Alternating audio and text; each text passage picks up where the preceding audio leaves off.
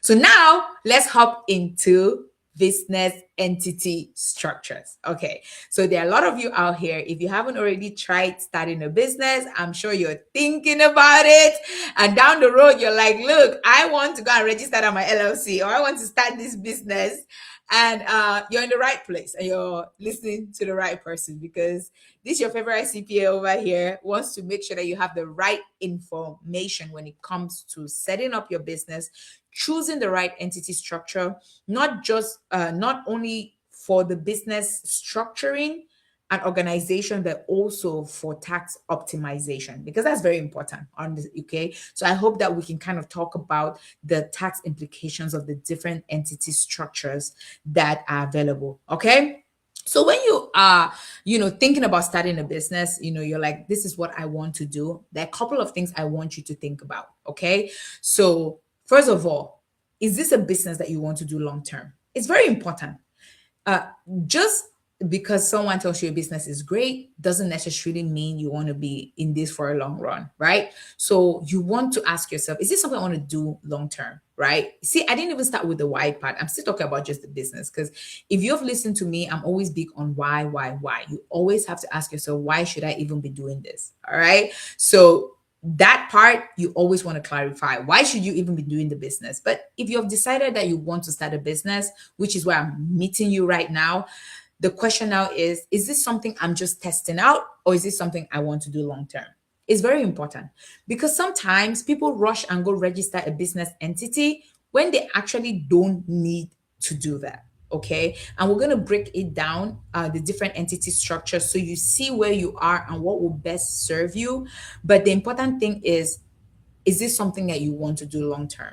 Because if you go set up an entity that you end up not using, and then you're paying money to the state every day to keep this business entity structure, that's a waste of resources. All right. And I'm sure that we all want to save our money, not just spend it mindlessly like that. All right. So there are a couple of business, and see, I keep forgetting to even open my notes. I can go and go and go. And you should hold me.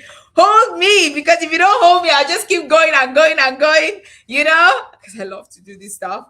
But okay, so let's talk about it. There are different types of business entity structures. All right. So starting out, you could actually start running your business as a sole proprietor. A sole proprietor means you don't have to register anything anywhere. Right where you are, with your name, your social security number. Your social security number is a tax ID, by the way. You can go ahead and you can start a business. All right. Um, is it true that it has some risk? Yes. If anyone has heard about sole proprietorship, the biggest risk with that is that you have no protection, right?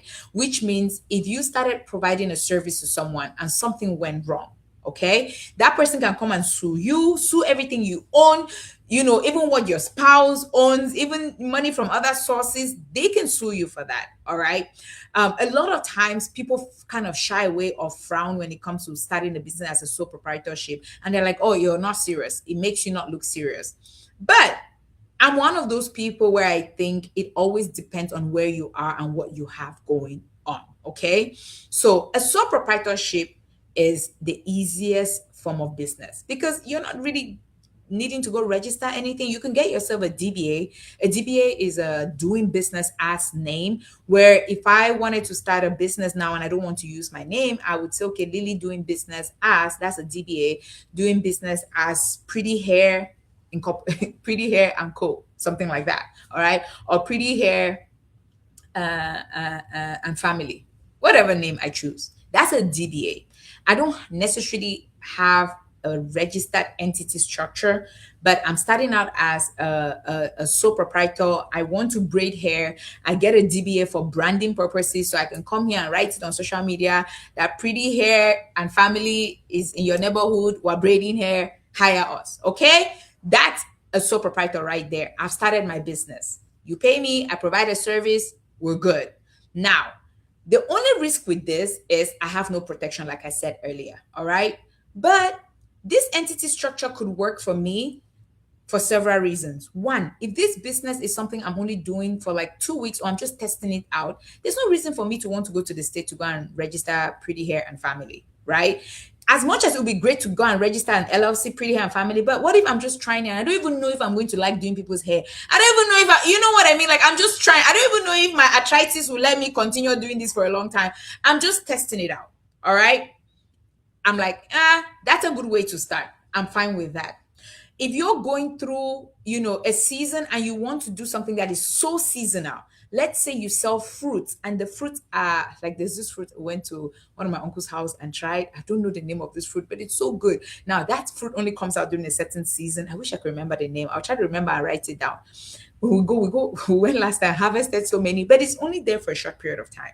Now, if they chose to sell this fruit because it's so seasonal, yeah, do they really need to be getting a business registered? Unless they are scared that something could go wrong, someone ate the fruit. But if they're just doing something seasonal, or maybe you're someone who does graduation products and you only do it for like a couple of months, do you need a business registered? Yes and no, but for me, sole proprietorship is just as good. The next thing, if you're doing a business that has very little risk involved, starting out as a sole proprietorship is a good way. And the reason I say so is because there are so many business people that have good ideas, but they are so scared to start because they keep thinking about all the paperwork they need to file when they can go ahead and just start. Then, if they like it, they can go to the Secretary of State and register it. All right. But you can always start right where you are. Now, don't get me wrong. I'm not saying you need to stay there. And don't get me wrong. Don't try to start as a sole proprietor if you know your business has risk. Okay. So even the braiding I was saying, I would not like to braid someone's hair if I don't have a certain level of protection. All right. I just use that as an example because I was talking about the DBA. But if you're braiding someone's hair, because there's liability involved in that, where you could go do something and they say you came and messed up their hair, they want to sue you, then at that point you don't want to start a business like that because you don't want to risk yourself. Maybe you have a cleaning business. You could go to clean and you break something in someone's house. If they have a very expensive paint, now you're in trouble. Okay. So with that in mind, you want to make sure that you have some kind of protection. All right. So instead of starting your business as a sole proprietor, like I was saying, you want to go ahead and register your business as an LLC. LLC stands for Limited Liability Company. What does that limited liability mean? It means if something goes wrong, the liability is limited to the company. So if I do something wrong, you want to sue me, you can only sue me to the extent of what I have in the company, unless you can prove beyond reasonable doubt that I intentionally went out of my way to commit malice or something evil. There was some intent that is beyond business. But if I did something wrong in the normal course of running my business, which was not on purpose to cause harm, if you sue me, you can only come for what is in the business. Oh, this is important. Someone listening to me, I don't want to forget. If you're part of a partnership and you're signing documents, please, when you sign, always put your title. Put your title of the business so that you're not personally liable. And I'm going to come to that. Let me not forget. All right. So we just started. If you're starting out a business, the first entity structure you have is a sole proprietor. Do you need to get your business registered all the time? No, but you can always start as a sole proprietor. It's very easy. There's not much documentation to file. If you're testing out an idea, is good. If you're going through transitions, you can try something as a sole proprietor. I'm in a military town, so sometimes you have a lot of people that come to a town and they just want to do something short term. You don't want to register a business knowing that you're going to be moving. Then you have to figure out how to re-domesticate your company, which is something we'll talk about another time. So you can be a sole proprietor. When you're done, you move, you're good. All right. That's the first thing. But for protection, and in order to make sure that if anything goes wrong, nobody comes for you personally, you definitely want to register your company as a limited liability company. That's the second entity structure. Now, when we talk of limited liability companies, they are not necessarily the best when it comes to tax advantages. Now, what do I mean by this? Registering your business as an LLC does not automatically translate to tax benefits. No. When you register your business as an LLC, if you're a single member LLC, which means you're the only person who owns it, you and a sole proprietor, you get treated the same way when it comes to taxes. The IRS calls you a disregarded entity. When you file your taxes, you report everything on a Schedule C. And in the eyes of the IRS, your Schedule C is on your personal taxes, So they are not treating your business as separate. So if you're a single member LLC or you're a sole proprietor, you're treated the same way. So the LLC in itself does not come with an automatic tax benefit. But there's something the LLC gives you is tax flexibility. And because you're set up as an LLC, you can actually let the IRS know how you want to be treated for taxes so you can take advantage of the tax benefits, tax strategies, and all the stuff that is available for these different entity structures. So because you're set up as an LLC, you can choose to be treated as an S corp, you can choose to be treated as a C corp, and if you bring in additional people, you'll be treated as a partnership. All right. So our first entity structure was a sole proprietor, not the most ideal, but it's simple and it's good for those who just want to start. The next entity structure will be an LLC, and this one you have to register at the state level. It's great for protection, it's great for structuring, but it doesn't translate to immediate tax benefit. All right. So think about that. But the beauty is it gives you flexibility. All right. Then the next entity structure is what we call a partnership. A partnership is when two or more people come together to do business.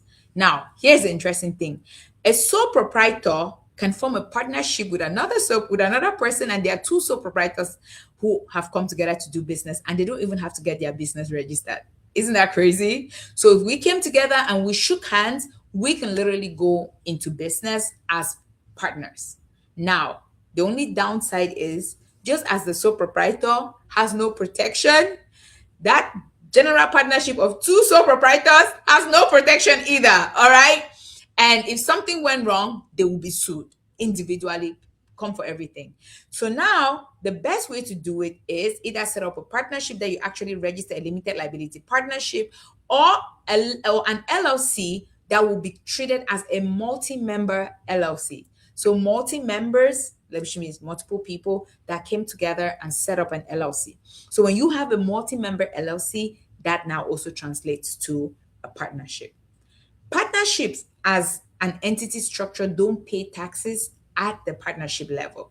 It flows to everybody's personal taxes based on the percentage of ownership. All right. Now, for someone who is listening to me, it's very important for you to note that you can have two people in a partnership, but they get taxed differently. All right. If you have one person that is a general member that makes decisions for the partnership, does all the work, administrative work, decision making, that person, when they file taxes, they have to pay what we call self-employment taxes. If you have another partner that is not involved in the running of the business and they just put money silent, their income is treated as passive. So they don't pay self-employment taxes on their own share of the profit. Very interesting stuff, right? So we started with the sole proprietor, we went to the LLC, now we move to partnership, and the partnership can be set up like two sole proprietors, or it can be a multi-member LLC. All right. The next entity structure that you're going to come across is what we call the S corporation. Now, the S corporation is not an entity structure you can register at the state like the LLCs, for example.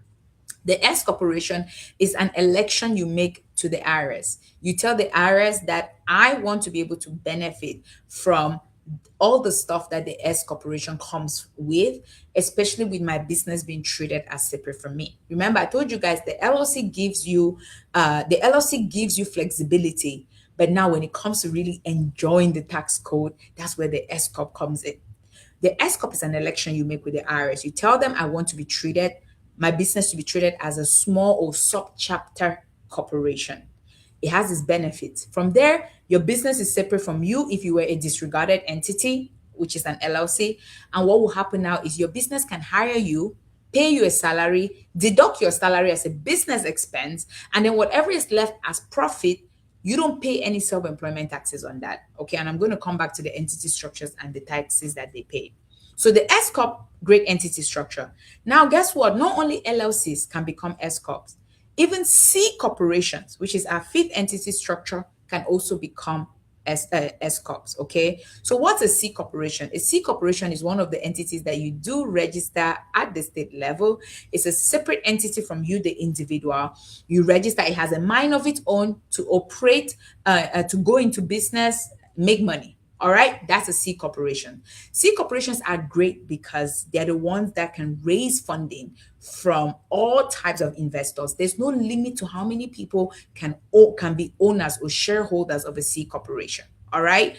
Unlike, let's say, an S corp, for example, that cannot go over 100 people, the C corporation is more open to having investors or shareholders on the C corporation. Now, because the C corporation is a separate entity, it is the only entity that pays taxes at the business level. It pays 21% of taxes. All right. So it has this thing that they say double taxation. So if you're a small business owner and you go and you set yourself up as a C corporation, it might not be ideal for you because your profit will have to pay a corporate tax rate of 21%. And then when you take dividends home, you still have to pay capital gains tax. And capital gains tax could be zero if your income is really small, or could be 15% or 20% depending on your total income. Okay. So now remember, I said S Corps are not only LLCs. So a C Corp can also become an S Corp. So if I set up my business as a C Corp and it's not benefiting me, I can make the election for the IRS to treat me as an S Corp so I can avoid the double taxation. Okay. So these are our five entities. We have a sole proprietor, we have the LLC, we have, and this is single member to be specific, we have the partnership, which can be two sole proprietors or multi-members, multi-member LLCs, or even just limited liability partnerships that are registered at the state level. We have the S Corp, which is an election made with the IRS, and an LLC or a C Corp can become an S Corp. And then lastly, we have the C Corporation. Okay. These are your five major entity structures as a business person. So now, if you're thinking about going into business, right? Remember, one of the questions I was asking is this something you want to be in long term? That was the first thing. And the reason I asked that question was if you should just go ahead and start as a sole proprietor. But guess what? It even gets more complex than that. Now we have to ask ourselves, do we plan to seek funding from investors? Because if you plan to seek funding from investors, then guess what? You want to be registered as a C corporation, because as a C corporation, you can get foreign investors. Do you plan to bring in partners? Do you plan to go into partnership with your spouse, with other people? Then you want to consider setting yourselves up as a multi-member LLC, or if it's a professional partnership, you want to set yourself up right. Okay. Now, in your business, if you feel like if you're in a service business, for example, and you're right off the bat, you're the one doing the services in your business, you want to be on salary. Because if you become very profitable and you're paying self-employment taxes on your profit and still paying income taxes, that can be significant.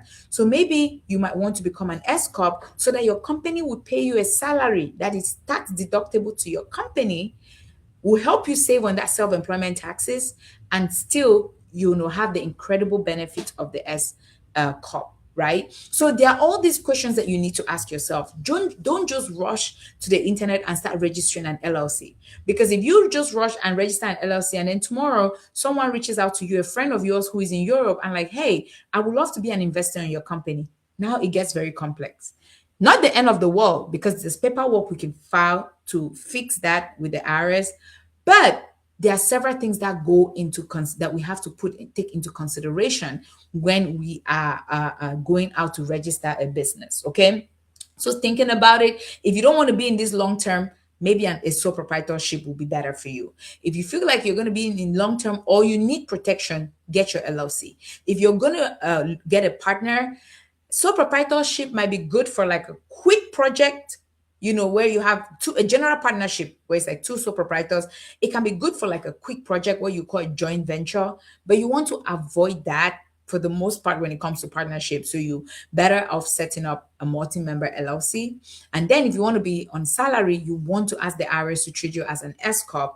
And then most importantly, if you're ever going to get funding, if you're, ever going to, consider becoming a public company, set up as a C corporation. Okay. So these are things that I want someone who wants to set up a business to really think about. Okay. Now let's talk about the tax implication, because I just explained these different entities, but how much tax do they really pay? And this is where now having tax planning and tax strategizing comes in really, really handy, you guys. Okay. In my world, because I'm a tax person, Taxes are predictable. Let me just say that outright. Taxes are predictable. But you see why people are surprised when they get a tax bill is because they don't invest in tax planning. If you're my client and you and I work together, we know what your revenue is, we know what your goals are. There's no reason why we should be surprised when the year comes in and you're getting a tax bill. Because by then, we should have put together a plan of what strategies you should be leveraging before the year is over based on your profitability, based on your goals for the next year, right? Because your goals do matter when it comes to taxes, because your tax information is used in a lot of areas of your life, like buying a home or getting a loan, all those different things for your business. They come in very handy. All right. So now let's talk about the taxes. I just talked about self-employment taxes. What is that? So you remember we're talking about the employee. When we talked about the employee, what did we say? When someone hires you, they pay half of your social security and Medicare, and then you pay half, right? And the total of that is 15.3%. That's when you're an employee. That's the beauty of being an employee, man. See, being an employee sometimes is nice. Eh? It's not easy to be a business owner. I tell people all the time. Some days I'm like, I just want to go for someone to hire me now. Anybody hiring CFO? I'm just joking. I mean, I love being a business owner without a doubt. But being an employee, you only pay half of your social security and your Medicare. When you work for yourself, you pay the full 15.3% of your social security and your Medicare because nobody else has hired you. That's why they call it self-employment tax. Now, remember I told you when I started earlier, I said everybody pays income taxes. So you will pay social security and Medicare, but it doesn't end there. You also still have to pay your own income taxes. Okay? You still have to pay that. And then if you have state taxes, you also have to pay that. So think about it. If you're a sole proprietor and you make $100,000 from your business, and with your expenses, you have a profit of about $50,000. Guess what? On that $50,000, you have to pay 15.3% for Social Security and Medicare taxes.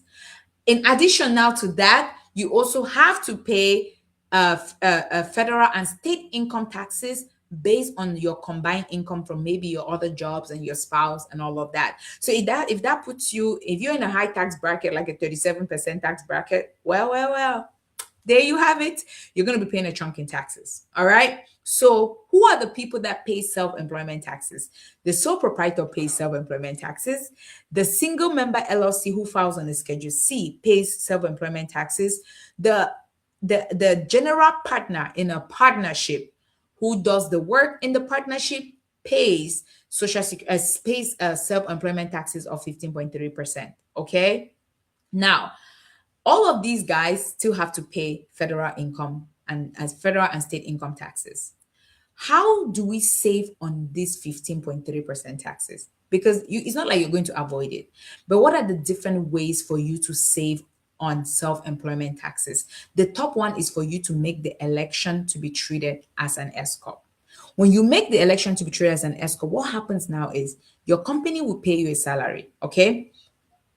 Before I go there, let's go back. When you file your taxes and you had that profit of $50,000, in that profit of $50,000, the IRS treats it as money that you took home. That's why they tax all of it. So they're treating 50,000 as your pay. So it's not just profit, it's your pay. So they tax 15.3% on the full 50,000. When you become an S corp, you're telling them, wait, I want my business to be separate from me. Okay. So now out of that 50,000, your business can pay you a salary of 30,000. From that salary of 30,000, you're still going to have payroll taxes taken out. So you're also going to complete a W-4. Your business is going to withhold half of the Social Security and Medicare. You withhold some of it. And then from the 30 grand, your profit is only $20,000 now.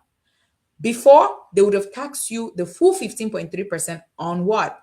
On 50,000. When you become an S corp, you're only paying your payroll taxes from your 30,000 of your payroll. The profit now that is left as an S for your S corp, it goes back to your personal taxes and you only pay income taxes on it. That's it. So you only pay federal and state income taxes. That profit doesn't get to pay the 15.3% of self-employment taxes. Okay. So why is this good for you? This is really great for you because even as a business owner, You want your business to be able to pay you for the work that you're doing. You're the one making the decisions on the business. And then not only that, the moment your business becomes separate from you as an S corp, that's where all those tax strategies we talk about, like renting your home to your business, reimbursements, because now you're an employee. So there are certain expenses that you incur, and your business reimburses you for that because you're an employee of the business, right? Of course, you need to have some paperwork in this, but the S corp comes with a lot of tax benefits where I feel like it's worth being considered. Should everybody become an S corp? Absolutely not. If you have 3 kids that can work in your business and you can pay, remember I told you guys last video, the standard deduction is 16,100. If you can pay each of your kids just $15,000, 16,100, that's the standard deduction.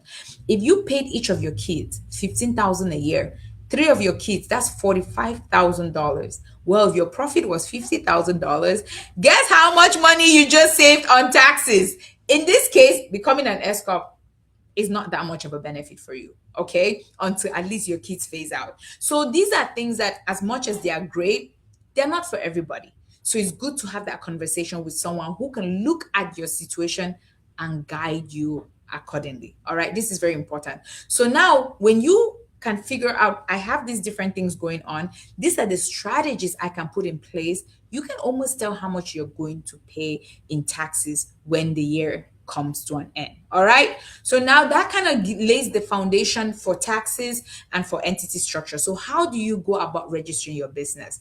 If you're someone who's been thinking about registering the business and you're ready, you've listened to this and you're like, you know what? I think I want to register an LLC. First thing I want you to do, get yourself a solid name. Okay. Get yourself a solid name. One thing I've learned before, people used to come to me and say, can I use this name? Can I use that name? I'll tell you the truth. Yes, it's true. Some names are catchy, others are not.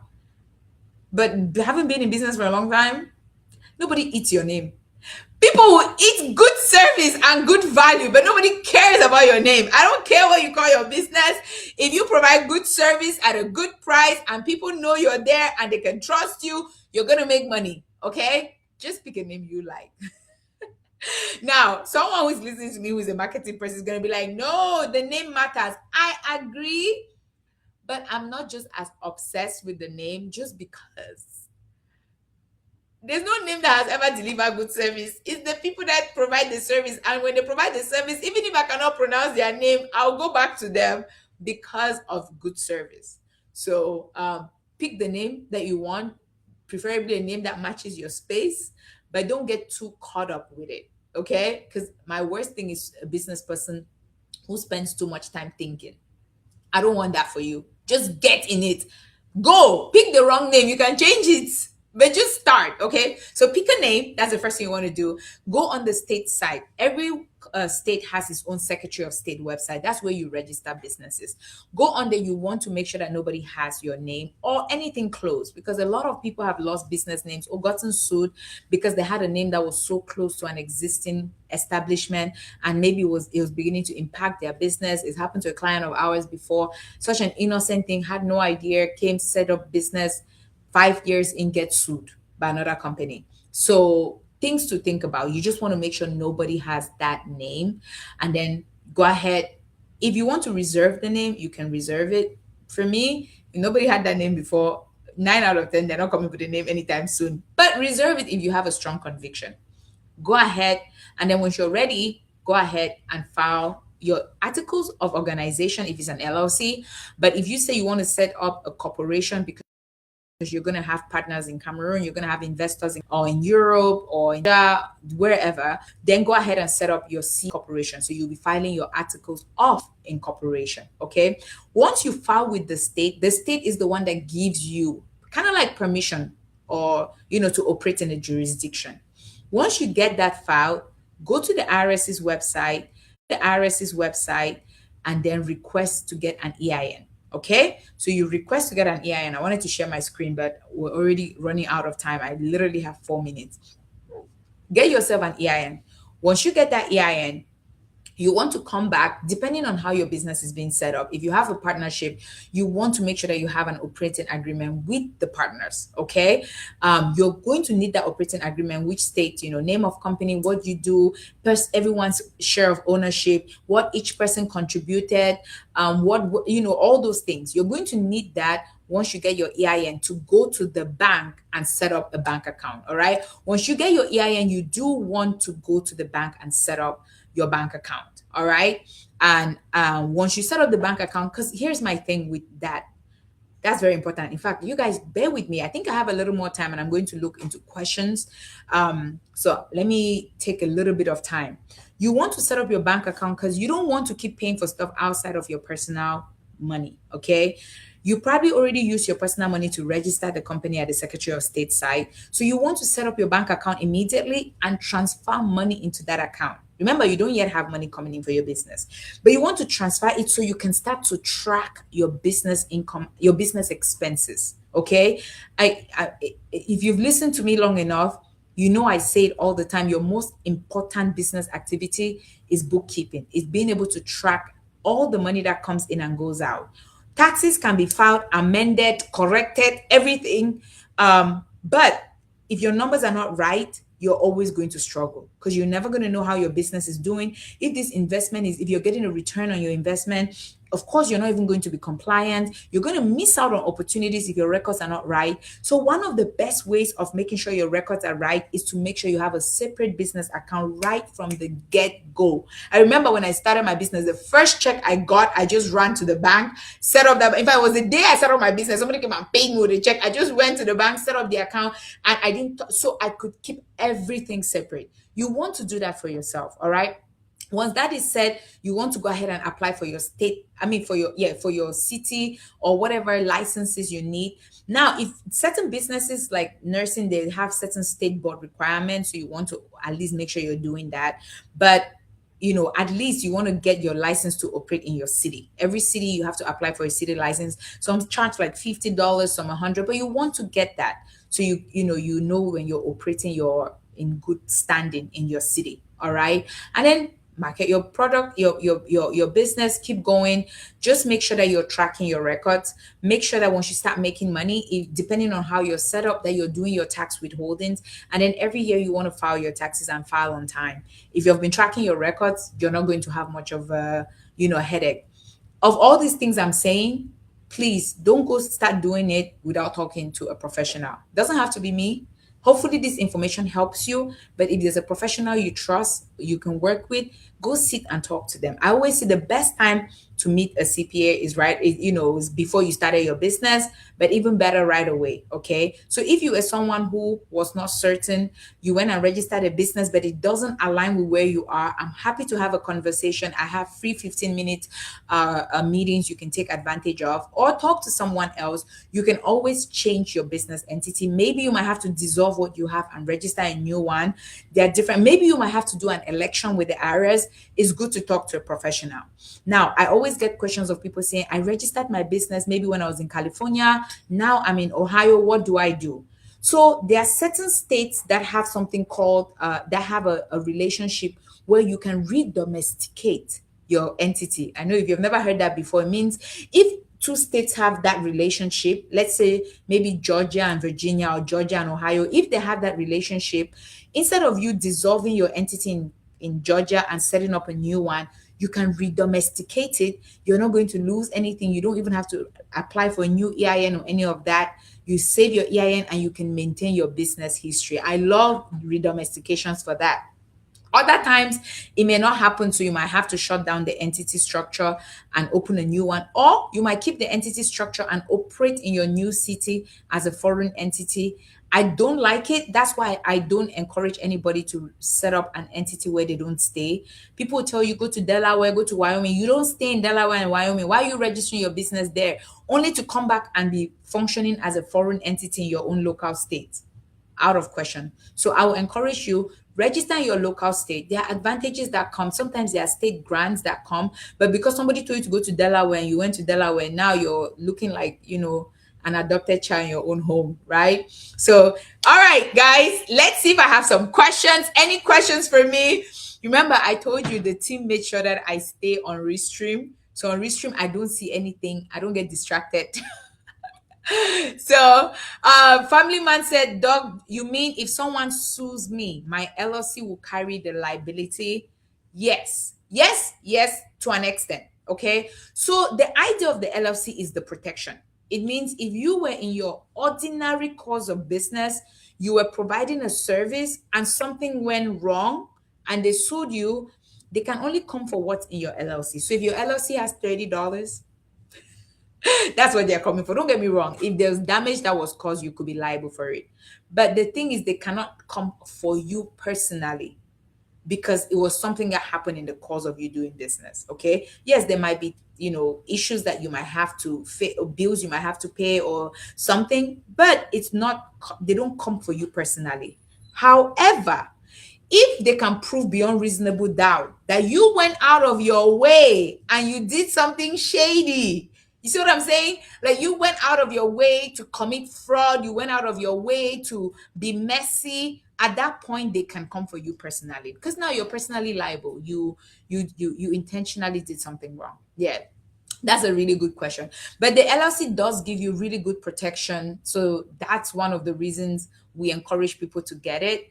But it may not always be suitable, in case you want to bring in foreign investors or and if you're just trying out an idea. See, I was talking about setting up an entity in one state and then now you're kind of limited because you're moving to another state and you have to go set up as a foreign entity there. So sometimes you might want to think about those things if you are just testing out an idea and you're moving. We see it a lot with military families that are constantly moving. Those are things you can always hold off on. Okay. Any other questions, you guys? I hope this was helpful. Sometimes it can be like a conversation overload, right? You see, I didn't even pick my notes because these things, like, I live and breathe this stuff and I get so excited when I talk about them. But I'm really hoping that they do help what you're building. I can add to what you're doing. I'm, fingers crossed. And if you have any questions that are very, peculiar to your situation and you want to have a private conversation, take advantage of my free 15 minutes meetings. You're not going to find a lot of CPAs that are as, good as this one that will offer something like that. Take advantage of it. Okay. If you need a full hour of tax planning or tax strategizing, then you can also do that you can actually register on our website as well. Schedule that on our website. Is it book it? All right. So you guys, thank you so much. We had a little bit of a technical delay when we started, but we're here now. Thank you all for joining. Thank you for watching. If you have any more questions, feel free to send them to me. This has been nice. I hope you have an amazing day. And this is Dr. Lilly Mbinglo, your favorite and finest CPA and accounting professor, right? You guys be safe. Thank you. Bye for now.